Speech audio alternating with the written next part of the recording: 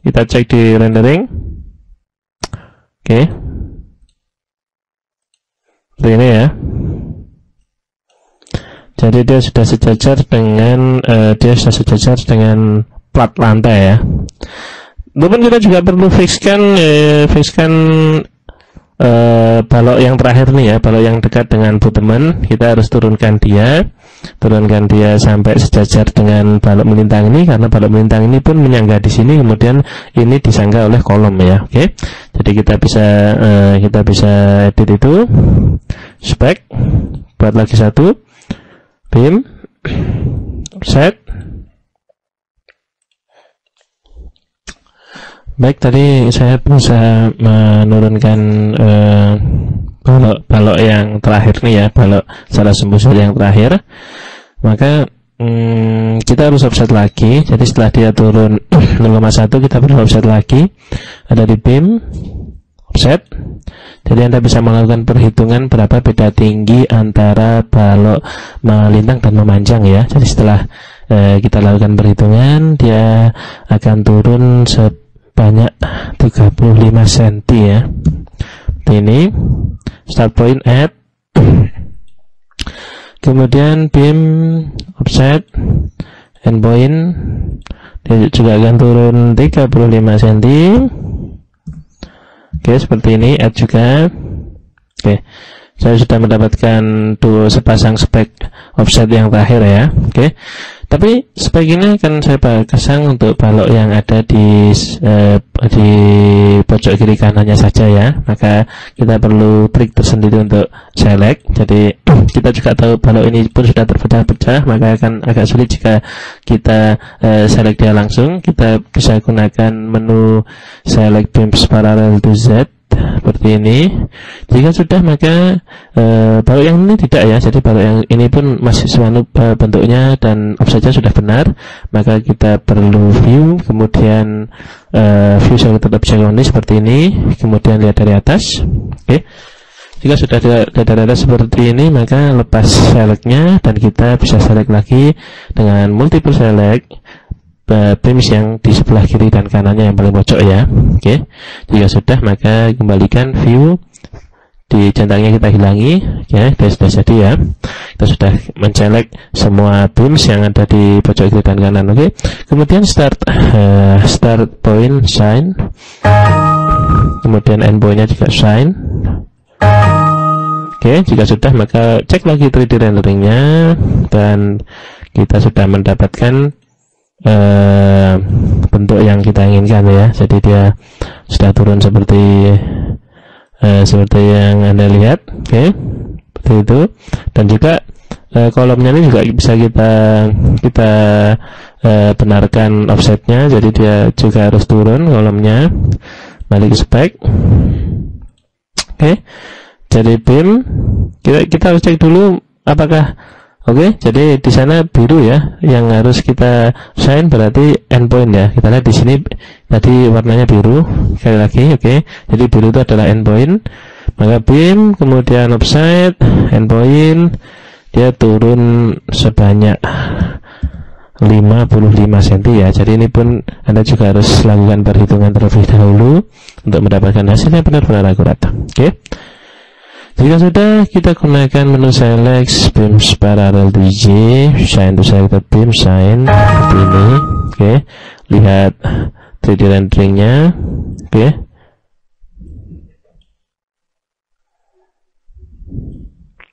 jika sudah benar, maka cukuplah dia untuk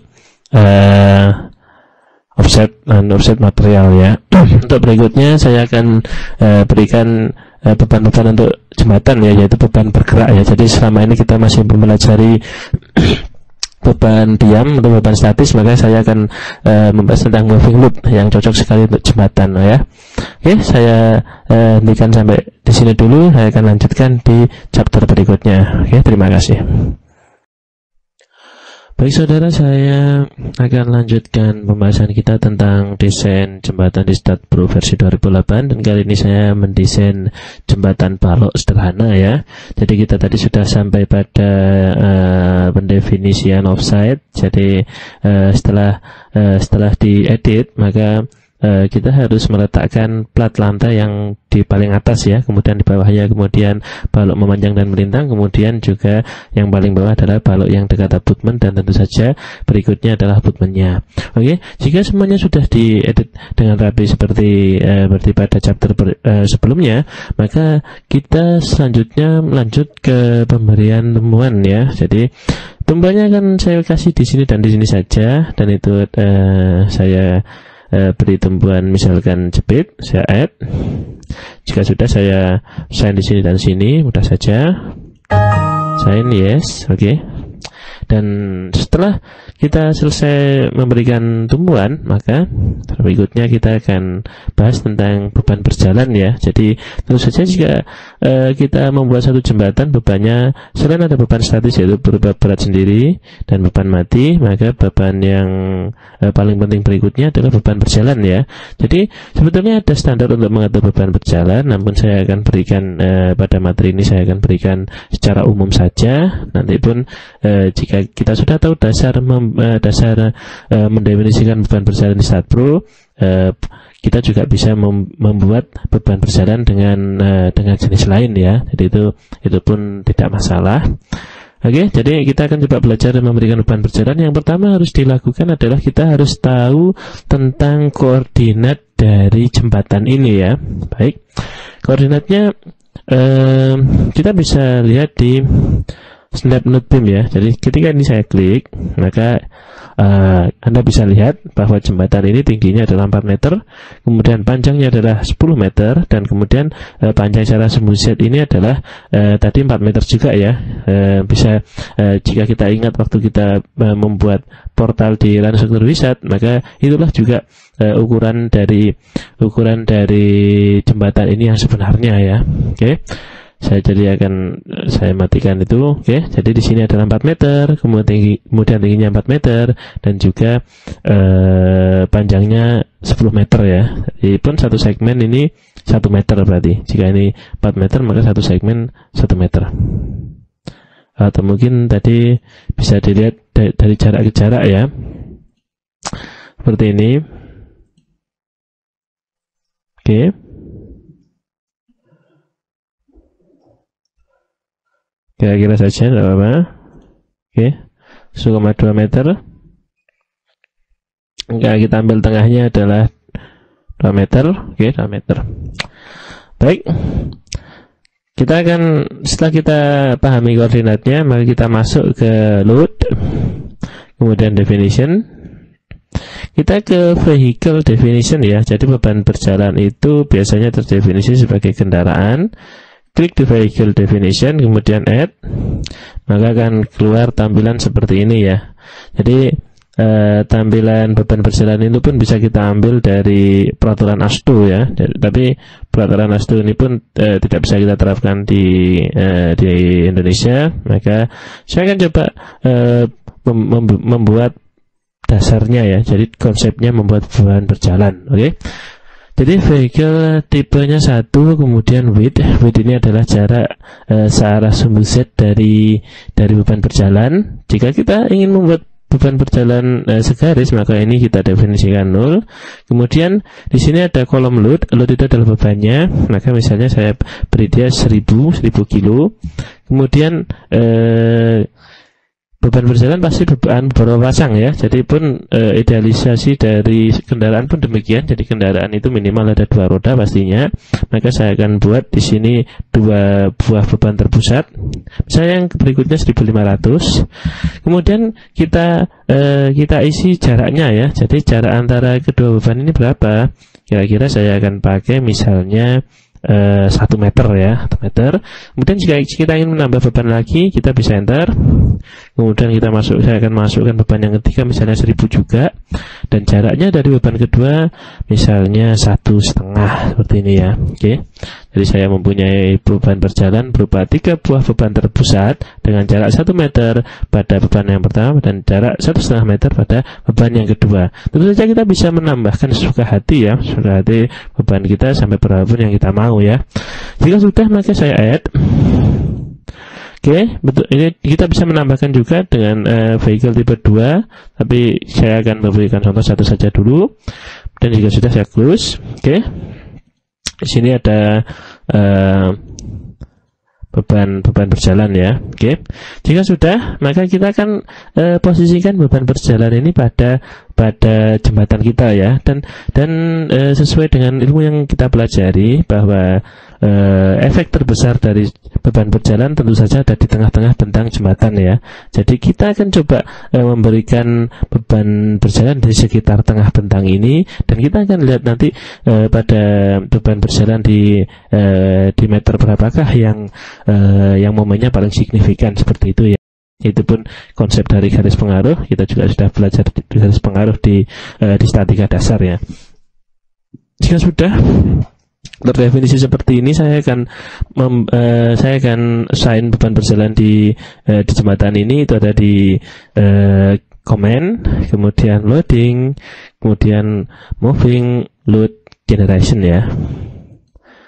Jika sudah, maka ditanyai number of load to be generated ya. Ini maksudnya adalah berapa kali beban ini akan didefinisikan berjalan ya. Jadi jika saya isi 1, beban ini hanya bekerja pada suatu titik ya. Jika saya isi 2, beban tersebut akan bekerja pada 2 titik, namun 2 titik itu berada pada satu sumbu. Jadi jika saya isikan semakin banyak, maka dalam satu sumbu itu akan terjadi banyak titik di mana beban tersebut akan terdefinisikan ya. Itu berarti seakan-akan beban itu akan berjalan di tiap titik yang saya generasikan ya. Oke. Jadi untuk jika saudara tidak terlalu paham, langsung saja saya praktekkan. Saya isi pertamanya misalnya 10 ya. Jadi dia akan digenerasikan 10 kali pada suatu sumbu. Jadi kita nanti akan dapatkan 10 titik tempat beban ini didefinisikan ya. Oke, coba dulu 10 atau mungkin berapa, terserah.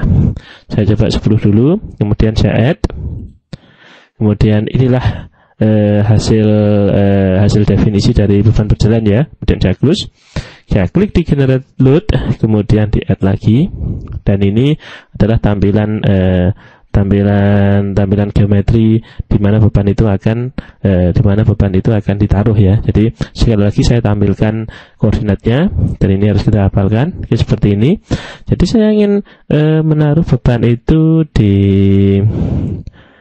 kira-kira di bentang 4 meter sampai 6 meter ini ya. Jadi bentang 4 meter sampai 6 meter saya akan mulai dari 4 meter di sini. Karena di kawasan 4 sampai 6 meter inilah di tengah-tengah di kawasan tengah-tengah jembatan ya. Oke, jangan lupa juga tingginya 4, kemudian di tengah-tengah balok salah Z yaitu 2. Langsung lagi saya klik di generate load, kemudian add tipe 1, oke. X koordinat yaitu 4, kemudian Y koordinatnya 4 juga. Oke. Kemudian Z koordinatnya 2.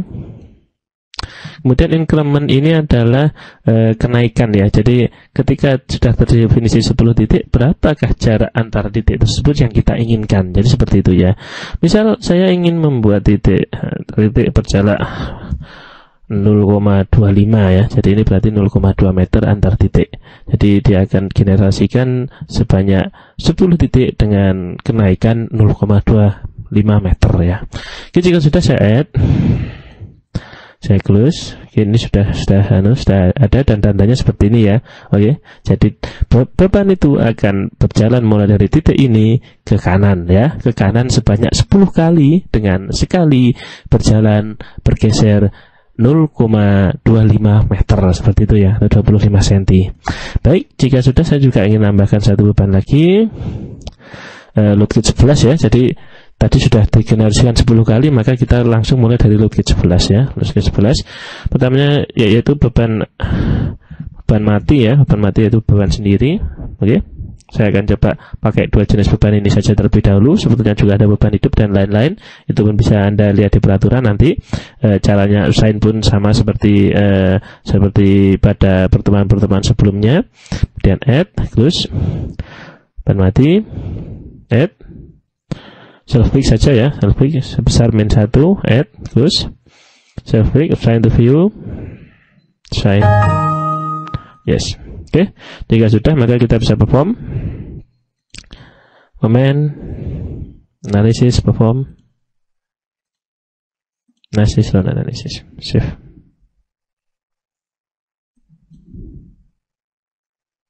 Oke. Go to post processing mode, dan jadi ada banyak sekali beban. Ini hasil dari generasi kita tadi. Oke. Kalau sudah, kita bisa lihat ya. Oke, jadi seperti itulah hasilnya. Dan jika Anda ingin melihat beban berjalannya, Anda bisa klik kanan, kemudian di labels, kemudian load value kita centang, kemudian load and result kita select, kemudian loads-nya kita centang, kemudian oke. Oke, saya mau coba pilih dari beban pertama. Ya, dia di situ. Kemudian yang kedua dia bergeser, yang ketiga dia bergeser, terus dia bergeser sesuai dengan generasi kita lagi. Inilah yang dimaksud dengan 10 kali generasi dengan setiap kali increment atau kenaikan 2,5 meter ya. Jadi seperti ini. Dia akan berjalan terus, dan kita bisa lihat di BIM, kemudian kita bisa lihat di summary, di maksimum MZ ya. Jadi patokan saya adalah maksimum MZ. MZ ya, ada di beban mati ya. Beban mati ini adalah beban terbesar ya. Jadi demikian. Kita juga bisa lihat semuanya di L ya, seperti ini. Kita bisa melihat data-datanya, momen-momen mana yang terbesar, dan juga kaya lintang mana yang terbesar. Oke, jadi itulah sedikit banyak mengenai pengertian kita tentang jembatan, dan juga bagaimana cara kita membuat beban berjalan ya. Oke, sekian, terima kasih.